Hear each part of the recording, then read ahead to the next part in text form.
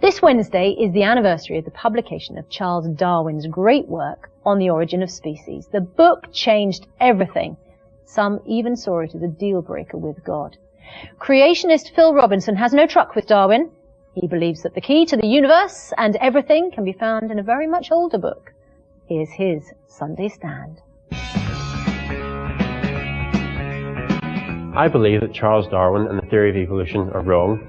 I believe that God created the universe and everything in it. And I also believe that Genesis is a true historical account of the very origin of life.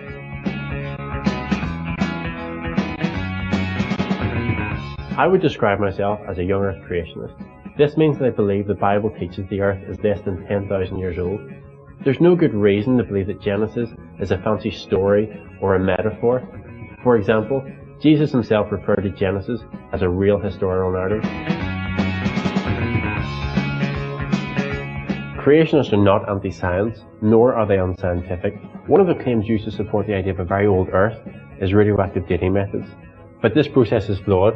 For example, we have dated material which we know the age of, and this process has failed to be accurate. So why would you trust it on materials which you don't know the age of? One of the principles of evolution is that humans have evolved from a single cell to the complex, intelligent beings that we are today through a process of natural selection. But natural selection actually takes away from the argument of evolution. I mean, think about it. You can only select from what you already have. The question is, where does the new information come from?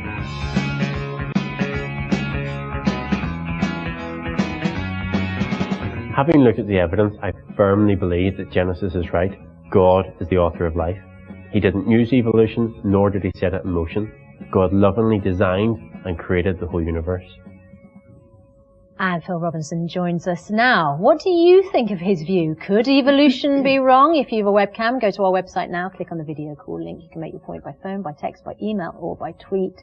And the details all on the screen now. Welcome, Phil. Thank you. I'm going to talk to Anne first.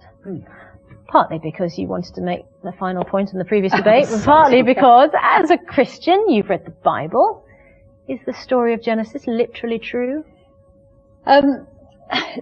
I believe, I'll put my cards on the table, I believe the Bible to be inspired by God and true from cover to cover, and all we need for salvation, and the most important book that has ever been written. So I absolutely believe the Bible, and I absolutely believe the Genesis account. Do you believe that the world was created in 6 days? No, because I don't think that's what Genesis is saying. You see, I'm not a scientist. Every scientist whom I know and respect tells me that the evidence for evolution is absolutely overwhelming. I include in that, for instance... With all due respect, you are an author, aren't you?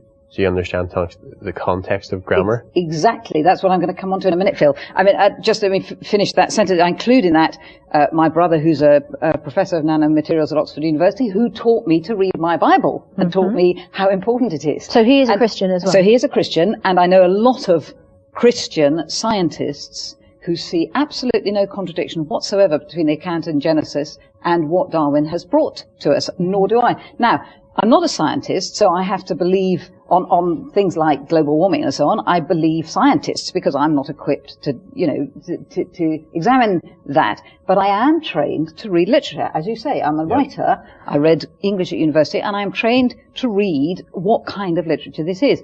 And it's not, the problem I have with creationism is not the scientific problem, which is not my area of expertise. The problem I have with creationism is it seems to me such a distortion of the text and what the text is telling us that it is completely, it violates the biblical text. It's not that kind of an account. It's not an account to tell us that the details of how God created the world. I'll give you an example that proves that. I mean, there are many examples of this, but the beginning of the second chapter of Genesis tells us a different account, which in some ways appears to contradict. It says that there was no vegetation before there was man, because there were no men and women to till the earth. The previous chapter, a few verses earlier, has described the vegetation as coming before the men. There's a totally different account of how men and women were created. Now, do we think the writer of Genesis was completely bonkers.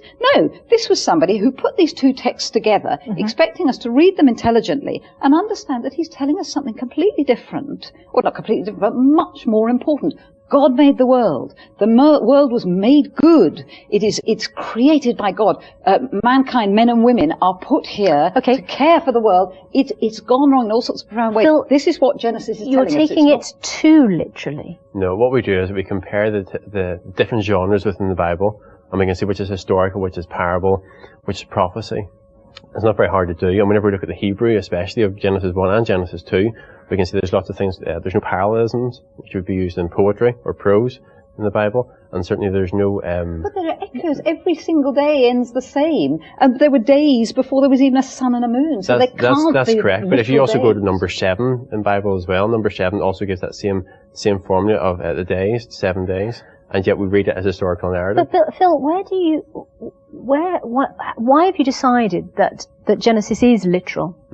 Well, to say it's literal is incorrect. We read it in its own grammatical context, which is historical narrative, which some people call literal. So we read it as it's intended, both by the author and both by God as well. And if you look at the New Testament as well, you see Jesus refers to Genesis as historical narrative. How do you get that from the way Jesus refers to Genesis? Well, if you look at it, whenever he's asked about divorce, for an example, he refers to the first man and woman, and he goes back to Genesis 2. Yes, but he doesn't say, let me finish not as historic, he's drawing his doctrine. He quotes from Genesis 1 and Genesis 2 at the same time. Right. He runs them both together. He sees no contradiction in it. Neither do I. If you read Genesis 1 and Genesis 2 properly, as I don't believe that you do, you'll see that Genesis 2 is a further explanation of what goes on in Genesis 1. Okay, and I just want to go... With due respect, that does not prove that Jesus sees them as historical in the way that I believe you're trying to say they are. Of course Jesus sees the accounts as true. He also refers to the flood as historical. He refers to Cain and Abel as historical. But I just want to interrupt, and the reason I want to interrupt is because, Anne, as you said, there are scientists who can argue about this as well, and one of them, Professor Andy McIntosh, is a professor of thermodynamics. Does science support Darwin, Professor? Very definitely. I've got in my hand here a feather, and if you look at a feather at the micro level, you'll see a marvelous mechanism of hooks and ridges which keep the barbs together. That's just one example out of millions of examples that we can show that it isn't just the material and energy that's got to come into existence. You've got to get arrangement. And arrangement doesn't come without a mind. Okay, hang on. So sorry, can I just stop you for a moment, Professor? Yeah, my question was, does science support Darwin? No, it doesn't support Darwin. It supports design. And it supports very strongly the statements which obviously are in the Bible as well, but the science strongly supports that there is design in every living creature. And when you say design, you mean a designer. You mean God as the designer. Absolutely. I'm a Bible-believing Christian, and I support what Phil's been saying recently. But if you just come from the science actually leads you incontrovertibly to seeing that there must be a design, there must be a mind behind such things as the feather that I've just shown you. You could go to molecular machines like the ATP motor. Again, they clearly show that this must have had a mind behind it. But Professor, can I just ask you, when you say must, there must have been a mind behind it.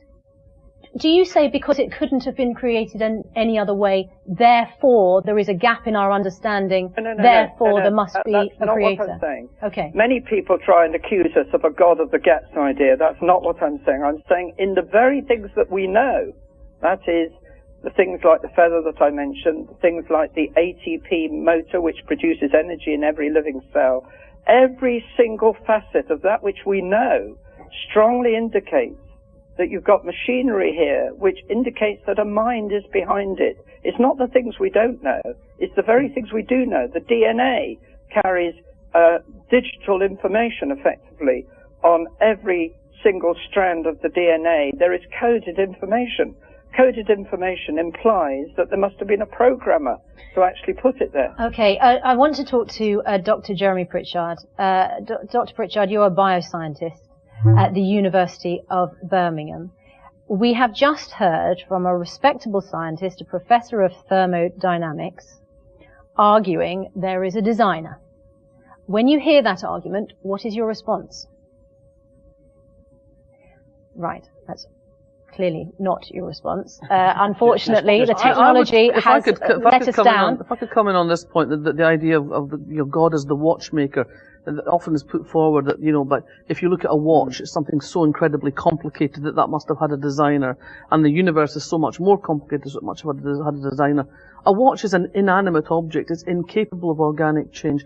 But human beings, animals, we are living organisms. We are capable of change at a micro level and a larger level.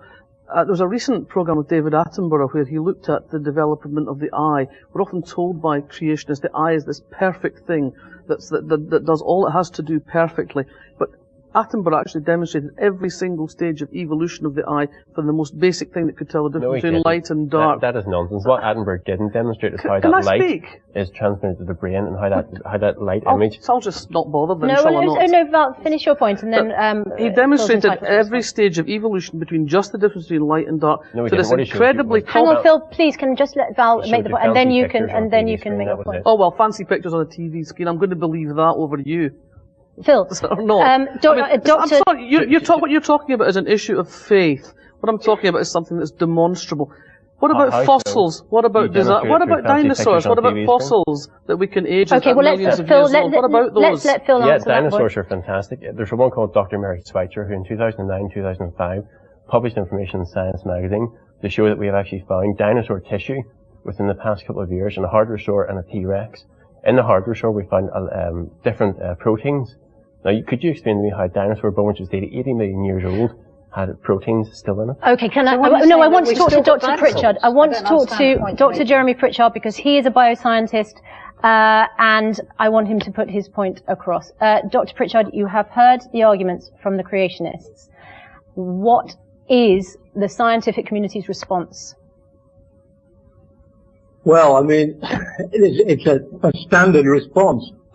Here we have the old doctrine of natural theology. Studying the world will get you closer to God. This is what Newton did. This is what scientists through the years did until David Hume, the Scottish philosopher, blew this out of the water in 1776.